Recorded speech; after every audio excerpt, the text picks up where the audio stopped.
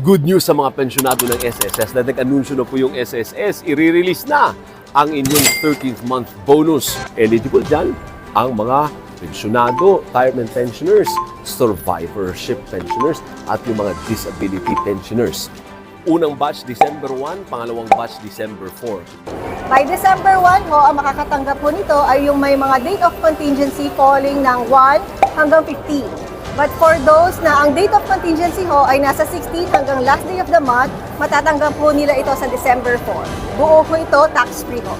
Kung sigurado na ang 13th month bonus ng mga pensyonado ng SSS na matatanggap nila sa unang linggo ng Disyembre, syempre, meron ding cash gift ang mga retiradong kawani naman ng gobyerno galing sa GSIS. Ang tawag naman sa ibibigay sa mga retiradong kawani ng gobyerno galing sa GSIS ay cash gift. Hindi bonus, cash gift ang sa kanila hanggang 10,000 pesos. So, halimbawa, ang pensyon mo ay 20,000, 10,000 lang. Pero kung ang pensyon mo 9,000, 9,000 ang iyong cash gift galing sa GSIS.